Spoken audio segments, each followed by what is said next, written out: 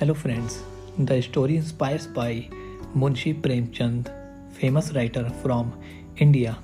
The title name is The Price of a Coin. Let's start. In the dusty village of Nandgaon, where the earth cracked under the sun and water was scarcer than peace, lived an old man named Bhola Ram.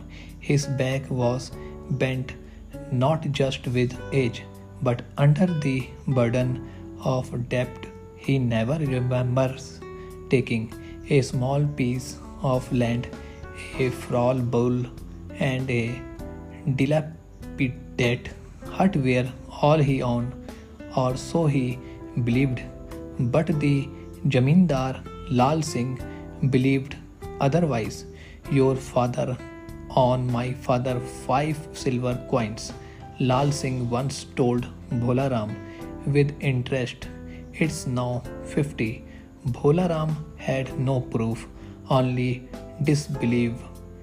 His father had died in a drought, saving others, working for the village during famine relief. But in the records of the Jamindar clerk, that debt exists. What did not exist was compassion. Every harvest, Lal Singh would send men to take half of Bhola Ram's crops, setting the debt.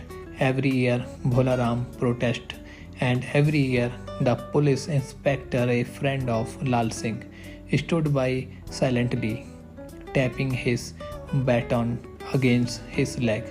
One day, Bhola Ram's grandson Chotu returns from the city, a bright-eyed boy of 15. He had been sent to live with an uncle in Lucknow for schooling, but fate had its ways. The uncle lost his job, and Chotu was sent back.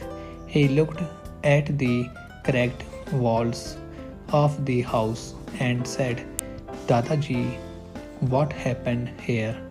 The same thing that always happens. Bhola Ram signed injustice. Chotu was different. He had read books in school about rights and law. He listened to his grandfather observe and Jamindar arrogance and the village's silence. He visited the village school where the master tough without chalk. He saw children begging instead of studying. Then one afternoon Chotu walked 10 kilometers to the town office and wrote a letter. It was to the district collector, signed in his name, describing the illegal debt, the land grabs, the corruption, and the silence. A week passed, 2 weeks. Then one morning, the dust rose not from buffalo hooves but from a white jeep. A government officer stepped out, followed by a clerk with thick files and 2 constables. Word spread, villagers gathered like leaves in the wind. Lal Singh stepped out of his haveli, adjusting his turban. The officer spoke calmly. He received a complaint regarding false debt and land seizures. Bhola Ram stepped forward, trembling but firm. Yes, Sahib, for years he has robbed us. The officer checked the records. He looked at Bhola Ram's age, the date of the alleged debt. This debt, he said, is older than the Jamindar himself. Lal Singh's face turned pale. The officer turned to the crowd.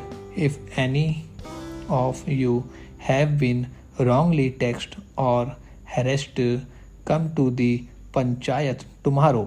A special court will be held that night. Chotu and Bholaram sat outside watching the stars. You wrote that letter, did not you? Bholaram asked. Chotu smiled. But you only had 1 rupee. It cost nothing to tell the truth. Chotu said, just courage. The next morning, dozens come forward. The Jamidar was fined, the clerk dismissed, and the school given fresh supplies. For the first time in decades, the villagers felt heard. Bhola Ram stood under a neem tree, eyes moist. 1 coin, they said, we own. But we returned something greater, dignity. Thank you.